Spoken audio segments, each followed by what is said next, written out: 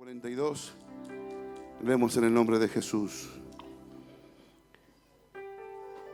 Diciendo: Padre, si quieres, pasa de mí esta copa, pero no se haga mi voluntad sino la tuya. Y se le apareció un ángel del cielo para fortalecerle. Y estando en agonía oraba más intensamente, y era su sudor como grandes gotas de sangre que caían hasta la tierra. Cuando se levantó de la oración y vino a sus discípulos, los halló durmiendo a causa de la tristeza, y les dijo: ¿por qué dormís? Levantaos y orad para que no entréis en tentación.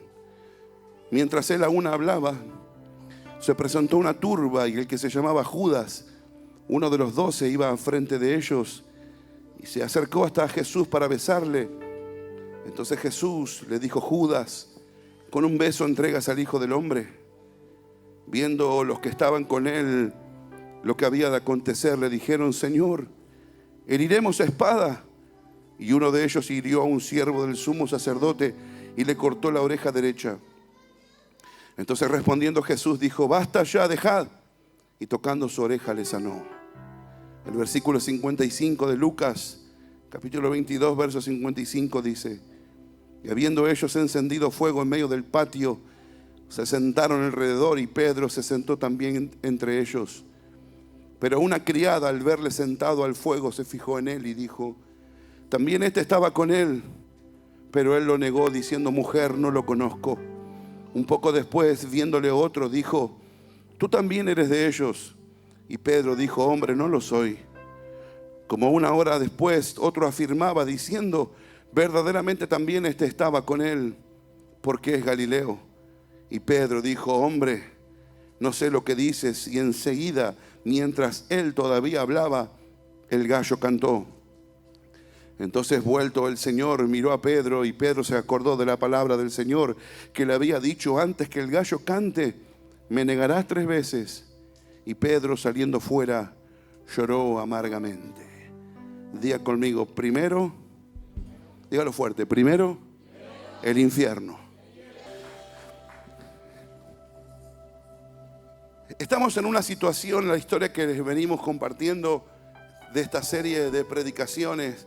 Nos muestra algo muy importante que normalmente las personas pasamos por alto porque creemos que no es necesario. Quizás ni se dio cuenta que esta secuencia que leímos es una situación donde los discípulos están confrontando, viendo o presenciando la primera vez que lo ven a Jesús perder.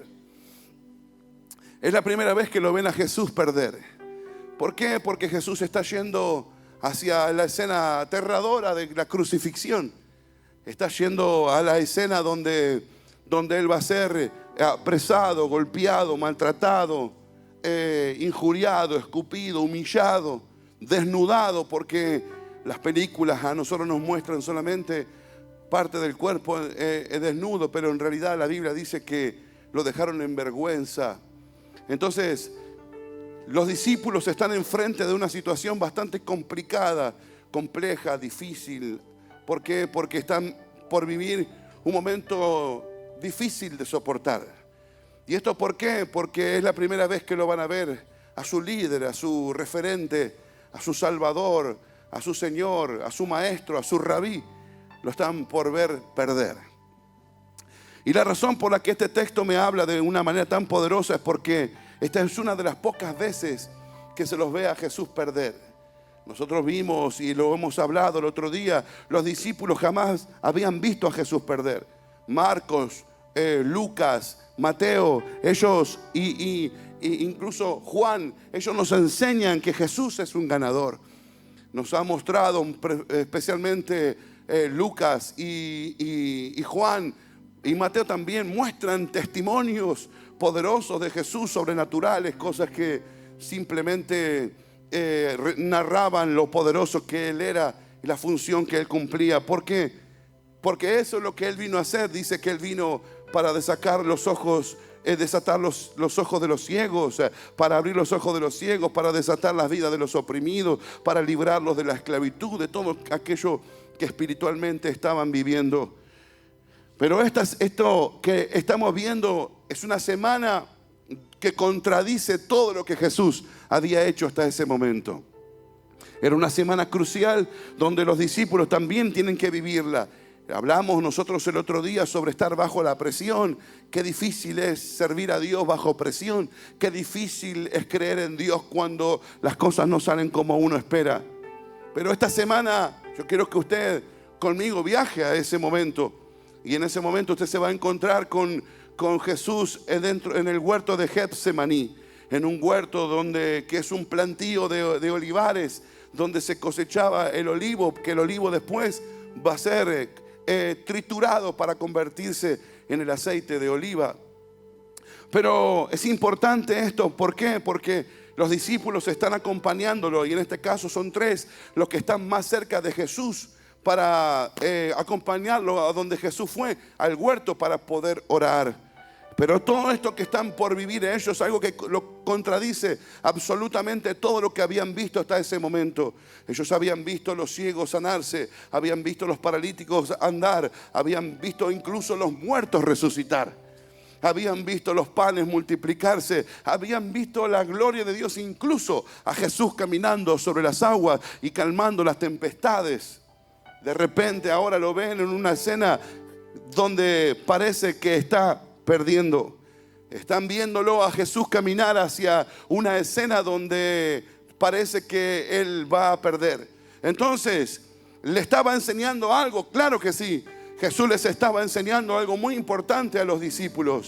Jesús les estaba enseñando algo muy importante que pude extraerlo desde las letras de la palabra para que nosotros lo podamos aplicar a nuestra vida y que de esta manera nosotros no seamos frágiles en ciertas situaciones, que no seamos débiles en ciertas situaciones donde vamos a ser expuestos también a las crisis, donde también nos va a tocar vivir temporadas difíciles de confrontar, de sobrellevar, donde parece que todo se pone oscuro, donde parece que no hay salida alguna.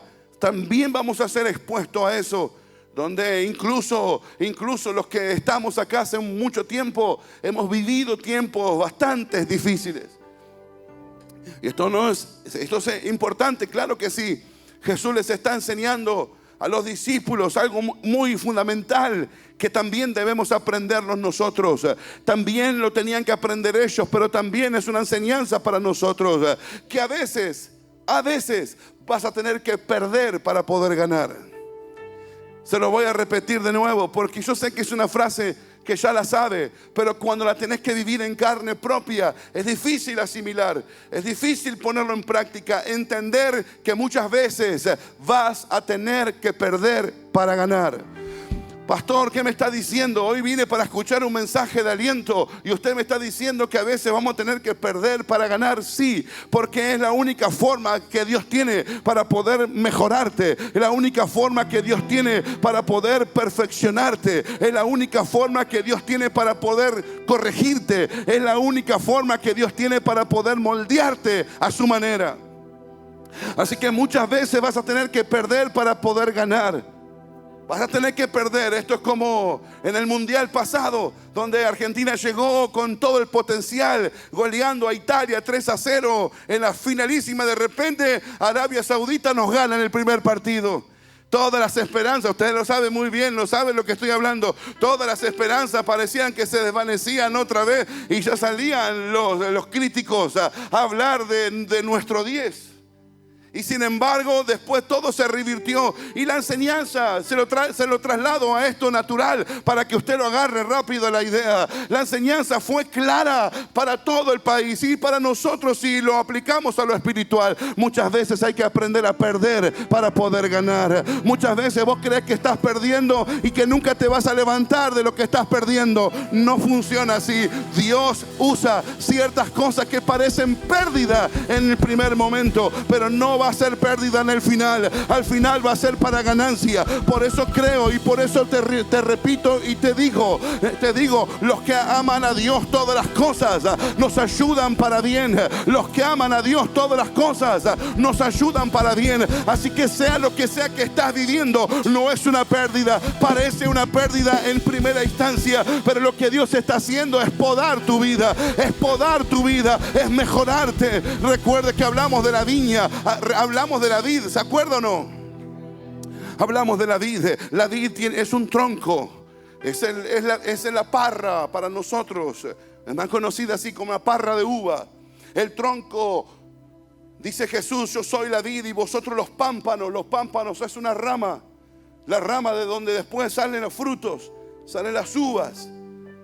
Y Jesús dice, todo pámpano que no lleva fruto será cortado. No quiere decir que va a ser cortado de raíz del tronco. Simplemente dice, va a ser podado para que dé más fruto. Entonces, si usted algún día tiene la oportunidad de viajar por Cuyo, por San Juan, por Mendoza, usted incluso por La Rioja, usted se va a encontrar con muchos viñedos y se va a encontrar con lugares hermosos para ir y conocer. Y va a ver que las plantas de viña son muy chiquititas, son así de chiquititas. Y usted va a ver que apenas tienen unos pámpanos. Y después, pero cuando es el tiempo de producir, esos pámpanos empiezan a crecer y cada pámpano te da 2 o 3 racimos de uva muy grandes y con uvas muy dulces. Y eso me enseña a mí que Dios necesita muchas veces podarnos, necesita hacer una poda en nuestra vida, aunque nos duele, aunque sentimos que estamos perdiendo.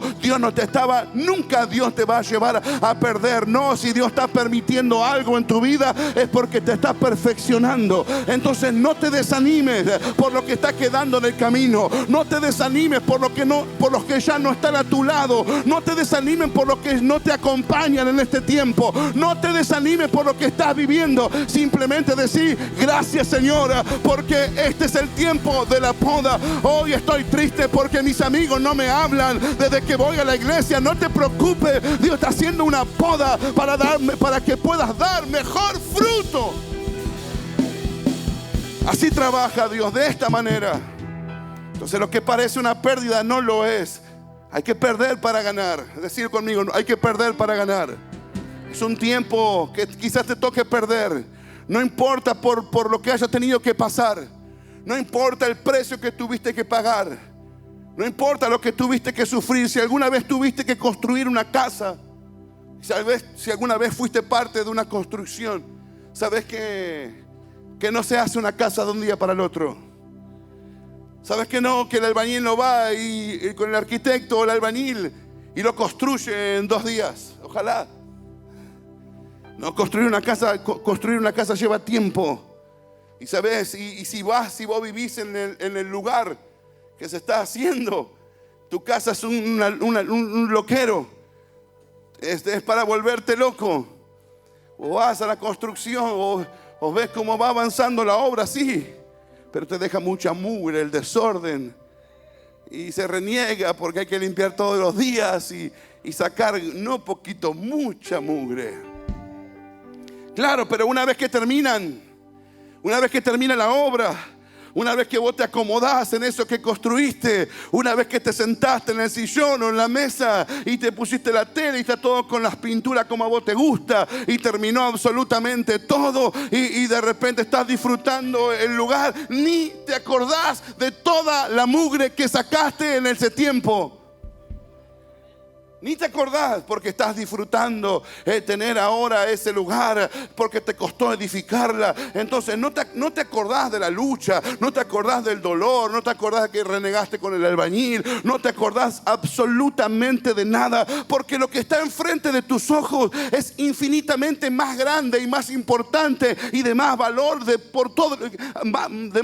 todo lo que pasaste en tu vida. Mientras que estás disfrutando de eso que tanto te costó construir, construir.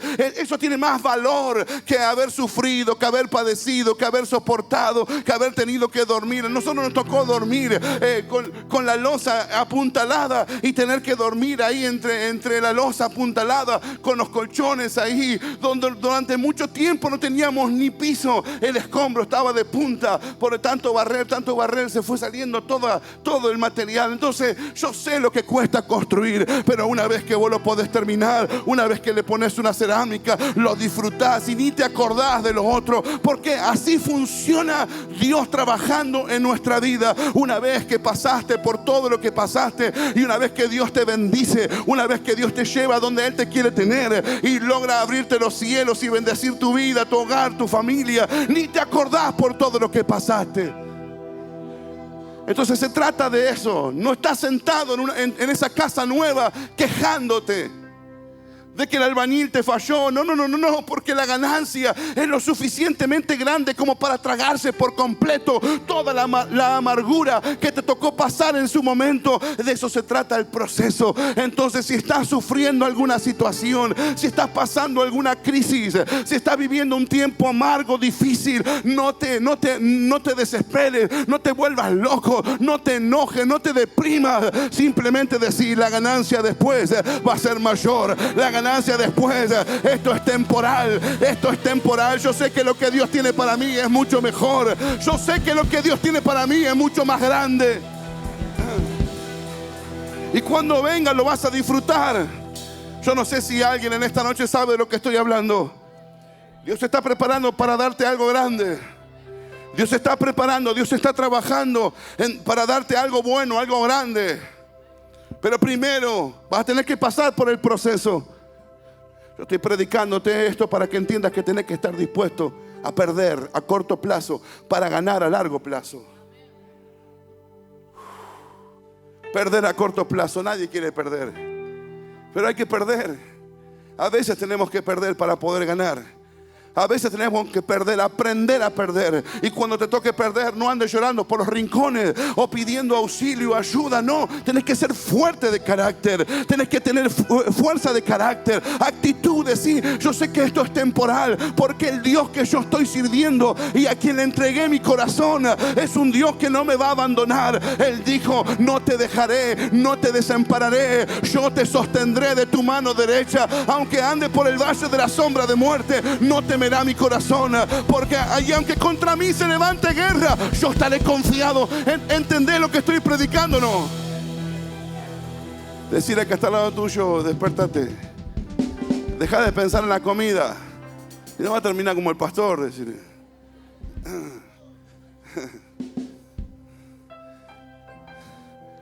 algunos ya están pensando en qué comer, y está bien eso, pero no en este momento. Después que termine. Entonces, tenés que a veces entender de que tenés que perder a corto plazo. Y ahí donde hay un gran dilema, un gran problema, tenés que estar dispuesto a que se rían de vos a corto plazo. No me digas que vas a la iglesia. ¿Desde cuándo te hiciste evangélico? Aleluya, gloria a Dios. ¿Desde cuándo? ¿Desde cuándo? Te van a burlar de vos. ¿Se acuerdan de Noé? Le hablé de Noé el otro día. Noé pasó casi 120 años con todos sus vecinos burlándose de él, porque él estaba construyendo algo ilógico, porque él decía que Dios había hablado con él, que venía un diluvio, y él estaba construyendo, estaba en la construcción de un arca. Estaba construyendo el arca. ¿Y por qué era una locura? Porque nunca había llovido sobre la tierra. La tierra hasta ese momento, hasta el diluvio, la tierra se regaba con un rocío que salía de la misma tierra. No existía la lluvia. Por eso era una locura para los contemporáneos de Noé, que Noé dijera que venía un diluvio. Era una locura. Por esa razón entendemos que Noé no la pasó bien. Mientras él construía algo, no la pasaba bien. Mientras él construía algo que Dios le había dicho, no la pasaba bien. Estaba sufriendo a corto plazo. Decí conmigo: estaba sufriendo a corto plazo. Vos no te das cuenta, pero lo que Dios está haciendo en tu vida es muy grande. Ojalá que Ojalá alguien me hubiera dicho a mí, a los 20 años, mira lo que Dios va a empezar a construir en tu vida. Es algo muy grande. Ahí había un pastor que yo le decía siempre el último profeta. Hace poquito partió con el Señor. Y él, donde me veía, yo tenía poco tiempo en el Evangelio, poco tiempo caminando con Jesús. Y donde me veía, lo voy a nombrar. Donde me veía el pastor Ricardo me decía, él era grandote y tenía la voz muy gruesa, así como vos. Y decía, Rafita, así hablaba él. Rafita, Dios va a hacer cosas grandes con vos. Pero nadie me conocía. Yo soy hijo de católicos. No nací en una cuna evangélica, pentecostal. Y él me veía, me decía, vení que quiero orar por vos. Así hablaba. Y decía, oh Señor. Así oraba y te ponía la mano en la cabeza y te hacía temblar. Oh Señor, grandes cosas harás con este joven. Y venían otros jóvenes que eran contemporáneos míos ahí del liderazgo, de la juventud. Venían y querían congraciarse con él porque él era un hombre muy usado por Dios. Entonces querían congraciarse con él para que él también ore por ellos. Y él decía, no, ustedes no, muchachos, ustedes no. Rafita, vení, por favor, vení. Vos, me decía. Dios tiene algo con vos grande. Y donde me veía, él estaba hablando con pastores. Tengo una imagen muy patente. Llegaron a una iglesia grande, hermosa. Y él estaba hablando con un grupo de pastores que estaban rodeándolo. Y yo me meto así y me grita, Rafita, vení, ¿a dónde vas? Pastor, le digo, bendiciones, ¿cómo anda? Vení, que quiero orar por vos. Donde me veía, me oraba y me bendecía. Porque él veía y decía, cosas grandes va a hacer con Dios, con vos.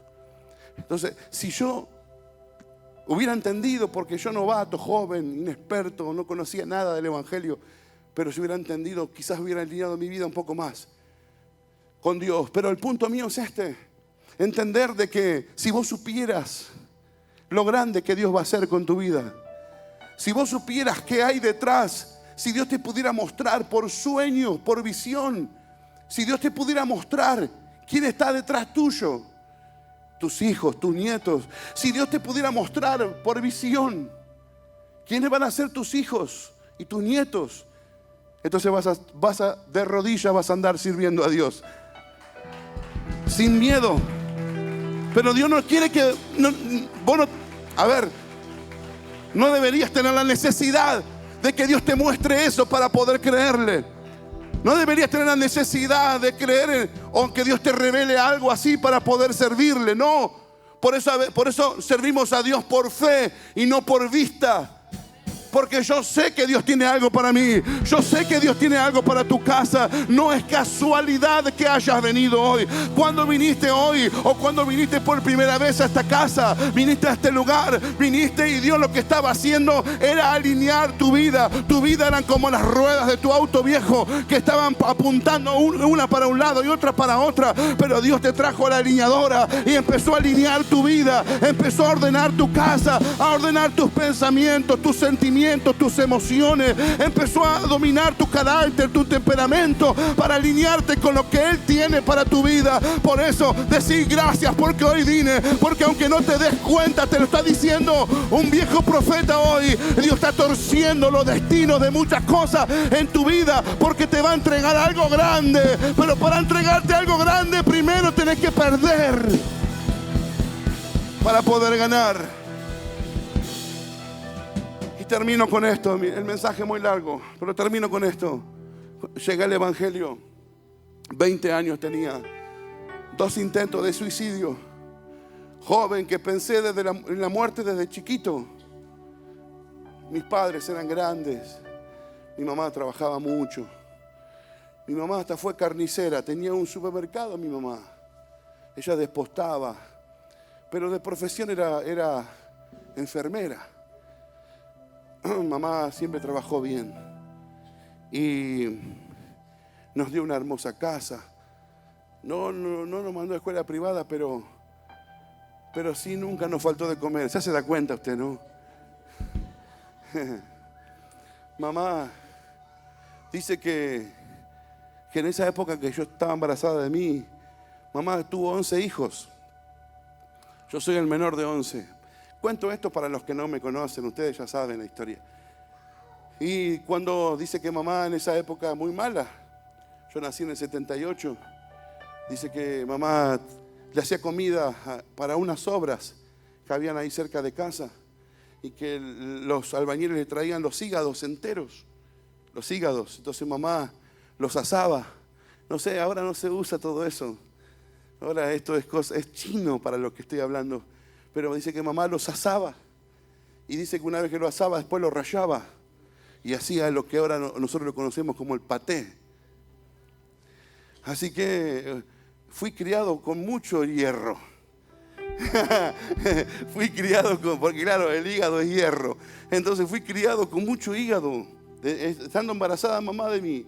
Así que cuando nací con un super bebé, 5 kilos 650. Imagínense, pobre mamá, pobre mamita. Pero dice que salí ya hablando en lengua ahí adentro. No. Dice que era un bebé de 2 meses prácticamente. Pero el punto mío es este. Mamá sufrió mucho. Pero yo por eso nunca responsabilicé a mis padres de absolutamente nada de lo que yo hice después. Mi primer intento de suicidio a los 6 años, 6, 7 años. Tomé un frasco de pastillas porque quería dormir. Y escribía en las paredes. Por eso muchos niños que están hoy, yo los tomo muy en serio a los chicos. Yo les doy atención, porque para mí son importantes ellos. A veces pasan por alto, nadie le da corte, pero yo sí. Porque yo estuve ahí. Y me acuerdo. Entonces, escribía en las paredes, me quiero morir. Mi papá no estaba, mi papá se iba. Mis hermanos eran todos grandes, yo estaba solo en mi casa. Y dormía con mi casa era muy grande. Siempre me acuerdo, como en mi casa, la cocina de mi casa era como un poquito más grande que tu cocina de tu mamá. Así de grande. Y yo dormía con un perro que tenía un ovejero alemán. Dormía conmigo y una escopeta, una Winchester 16. Un cartucho como mi dedo al lado de mi cama. Eso tenía 12 años. Intento de suicidio, siempre pensamientos de muerte. Pero a los 20 años Dios me llamó. Cuando vengo al Señor, vengo así con pensamientos de muerte. Y quien hoy es mi cuñada, ella me invita al Evangelio. Me invita a la iglesia, vengo a la iglesia, no a esta, a la que nací. Y comencé a caminar con el Señor. Incluso el primer día que fui a la iglesia, salí corriendo porque no soporté el ambiente de la iglesia. Me quería ir. Había un demonio que me estaba atormentando, que no me quería ir. Por eso cuando llegué al Evangelio me entrego por completo a Jesús. Me rindo, le digo, Señor, si usted me cambia, le voy a servir para siempre. Hace 27 años de esto, 28 van a ser, un poco más, un par de meses. Pero cuando vengo al Evangelio, yo llego bien, tenía mi auto, tenía mi trabajo, llego bien, teníamos mi casa, de repente me bautizo, recibo el Espíritu Santo, empiezo a servir a Dios. A mamá le encuentran cáncer. Mis hermanos en la desesperación sacan préstamo para afrontar todos los estudios de ella y todo lo que hacía falta. No pudieron pagar, así que mamá enferma y nos hipotecan la casa. Nuestra casa paterna, la única cosa que había. Así que, nada, nos rematan la casa, quedamos en la calle. Mis padres tienen que ir a alquilar una piecita por ahí. Y yo en el Evangelio, desde que llega el Evangelio, todas pálidas fueron para mí. Por eso digo, primero es el infierno. Y sufrí porque mamá con cáncer, nos quedamos en la calle. Mi papá se enoja conmigo porque voy a la iglesia. Me decían, en la iglesia te lavaron la cabeza, te lavaron la cabeza. Y le digo, no, es que quiero servir a Dios, mi vida se la entregué a Él. Y me echó. Y estuve durmiendo, no tenía dónde dormir. Y ahí el pastor me hizo un lugarcito en la iglesia con todos los chicos que vivían ahí. Y ahí viví 2 años y medio. La cuestión es que desde que llegué al Evangelio empecé a sufrir. Empecé a padecer. Perdimos la casa, mamá con cáncer. Pero ahora no solamente eso. A mi papá, que trabajaba remisiendo, le roban el auto. Así que mi autito, que era prácticamente nuevo, se lo tengo que dar a papá para que él pueda vivir. Así que me quedé sin auto, sin casa. Todos los que decían ser amigos míos, ninguno, dejaron de existir. Me dejaron solo. No tenía nada, ni ropa me quedó. Y los hermanos de la iglesia no me tenían mucha fe. Le decían al pastor: este chico seguramente se va a ir al mundo, porque todo lo que desde que viene a la iglesia, todas pálidas para él. Y para mí eso fue como un incentivo, lo tomé al revés. En vez de yo alejarme de Dios, más me aferré, más me agarré de Jesús. Y dije: Señor, nadie me va a apartar de vos, porque yo me entregué de verdad.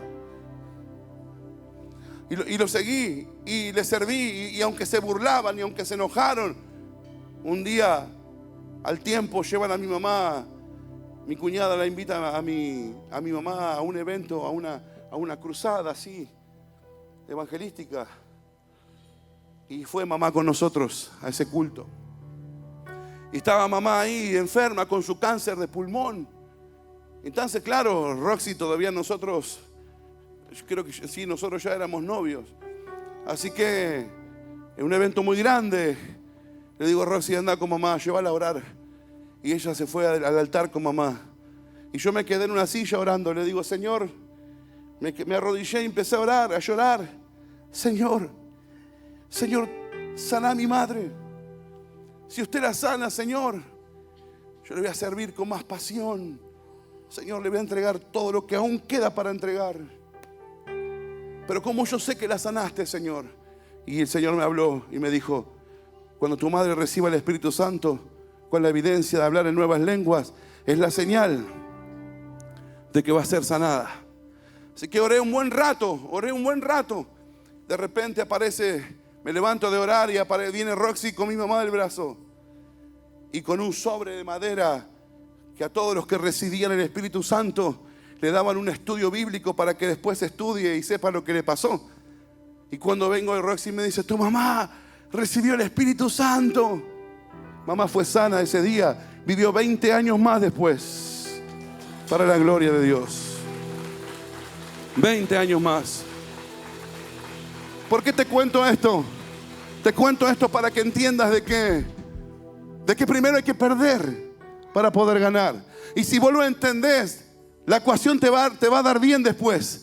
Porque cuando vengan las bendiciones, vos vas a estar maduro para manejar lo que Dios te va a entregar. Porque vas a estar preparado, con carácter. Quizás hoy estés sufriendo, pasando situaciones que te amargan, que te entristecen. Sentís que no te mereces todo lo que estás viviendo. Y es probable que no te merezca todo lo que estás viviendo. Tenés un buen corazón. Dios te ama por ese corazón que vos tenés. Pero no te pongas mal, porque esta es una temporada donde quizás te toque perder, donde estés siendo podado, donde Dios está trabajando en tu carácter, en tu temperamento, en tu forma. Pero no te preocupes, porque el Dios que te llamó es el Dios que te va a dar la victoria. Es el Dios que te va a sostener y te va a dar la victoria. No desmayes, que es lo que Dios te pide. No bajes los brazos, no desmayes, porque primero es el infierno. Primero es el infierno. Entonces, cuando estés trabajando Dios en tu vida y estés pasando por algún tiempo negativo, no, que nada te quite la alabanza, que nada te quite el gozo, que nada te quite la fuerza para poder venir, la motivación de estar en la casa de Dios, de servir a Dios. Servir a Dios es un privilegio. Venir a la casa de Dios es un privilegio. No sé si alguien está conmigo hoy. No sé si entiende lo que estoy predicando. Ojalá que sí. Quizás primero te toque pasar por el infierno, pero una vez que pases por el infierno, va a venir la gloria de Dios sobre tu casa. Va a venir la gloria de Dios sobre tu vida. Decí conmigo: primero el infierno. Decilo fuerte: primero el infierno. Dios está trabajando en diseñar lo mejor para tu vida. Dios está trabajando en diseñar, aunque no te des cuenta, aunque no lo sepan. Algunos tienen tan poca fe que no lo pueden ni creer. Pero Dios está trabajando en tu vida, en tu casa, en tu hogar. Dios está construyendo algo que no te imaginas, pero que de acá a un tiempo, para algunos será 1 año, para otros será 2, para otros será 3, pero no más de 7 años vos vas a ver la bendición. Y si estoy vivo y podemos testificarlo, vas a pasar hasta el altar o en el lugar donde estemos y vas a decir: pastor, ¿se acuerda ese día yo entendí que estaba viviendo una etapa amarga, difícil, pero que lo que venía para mi vida era grande? Mire, acá está el testimonio de todo lo que Dios hizo en mí. Acuérdese hoy, esto es profético, esto es profético, esto es profético. Dios te va a dar la familia que estás soñando. Dios te va a dar la familia que estás soñando. Hay un hombre, una mujer de Dios que están orando por vos. Dios está construyendo un futuro. Dios te está trabajando, pero te vas a tener que pasar